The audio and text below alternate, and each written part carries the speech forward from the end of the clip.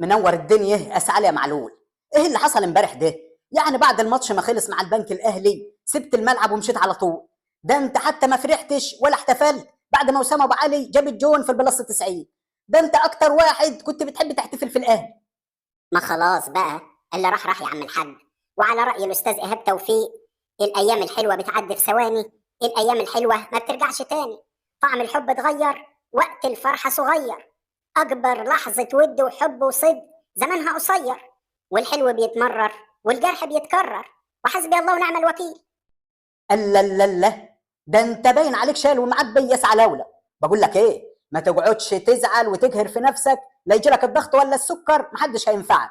وبعدين لو زعلان على قله المشاركه في المباريات، فديك يا سيدي لعبت 5 دقائق امبارح، المره الجايه يبقوا 10، المره اللي بعدها تبقى نص ساعه، وهكذا والدنيا هتمشي. يا عم روح اتنيل بس، أنا مش زعلان على المشاركة في الماتشات، ده أنا كده مريح دماغي، بلا جري بلا فرهدة في الملعب. أنا زعلان على الخيانة.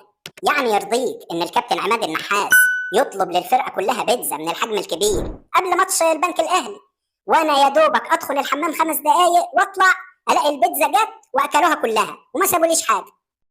لا ما يرضينيش طبعا يا سي معلول يا زغلول، ده اللي حصل ده غلط على الزلط وما يعديش بالساهل. بس ارجع واقول لك انت اللي غلطان. انت المفروض اول ما عرفت انهم طالبين دليفري بيتزا كنت اجلت موضوع الحمام ده شويه لحد ما البيتزا توصل وتحطها في مكان امان، وبعدين يا سيدي تدخل الحمام براحتك. ده انت حتى بيقولوا عليك ملك الحلول، مش عارف عدت عليك ازاي دي. اللي قاهرني أكتر، أنا لما قعدت أسأل وأفتش مين اللي أكل البيتزا بتاعتي، عارف طلع مين؟ الكابتن عماد النحاس. فأنا الصراحة مرضتش أتكلم، قلت يمكن يخليني ألعب ولا حاجة، وفي الآخر ينزلنا 5 دقايق بس، خلاني ندمت إن أنا ما اتخانقتش معاه على البيتزا. إنما إيه اللي أنت شايله وجايبه معاك ده؟ دي يا سيدي نص بطيخه، انما ايه اخر حلاوه مرمله ومسكره زي النوتيلا. مهان الصراحه اتكسفت ادخل عليك بايدي فاضيه، وانت راجل ضيف عندنا في مصر، فقلت لازم اعمل الواجب معك يعني. ده أنت باين عليك فقري فقر السنين. أنا أعرف الواحد يجيب نص كيلو موز، نص كيلو برتقان، نص كيلو طماطم، إنما نص بطيخة دي أول مرة أشوفها في حياتي. طب يا أخي كنت هات واحدة صغيرة بس تكون مقفولة. ما انت معذور يا سعلولو، ما انت ما تعرفش البطيخه بقت بكام دلوقتي. دي البطيخه الواحده ب 100 جنيه. ده انا جبت واحد تاني ودخلنا شرك فيه، هو خد نص وانا نص. ده كان عايز ياخد البذر اللي في النص بتاعي ويديني الفرق، وانا ما رضيتش، وفي الاخر مش عاجبك. يا عم خلاص بقى ما تصدعناش، وانت محسسني انك داخل عليا بنص خروف. هنحطها في التلاجة وخلاص، اهو ترتب علينا في الجو اللي مولع نار ده. المهم انا مش عارف اعمل ايه دلوقتي. يعني انا ما صدقت ان كولر مشي علشان كان حاططني في دماغه وركننا على الدكه، يطلع لي دلوقتي عماد النحاس. طيب انا كده اخدها من قصيرها واتكل على الله واشوف لي نادي تاني. لا سي معلول خليك ناصح، يعني انت استحملت كل ده وفي الاخر عايز تمشي؟ بص، الاهلي دلوقتي دخل على بطوله كاس العالم للانديه، وانا قلبي حاسس انك هتلعب في البطوله دي وهتشارك وهتخربها، وده هيبقى احسن ختام ليك وتطلع كده مرفوع الراس.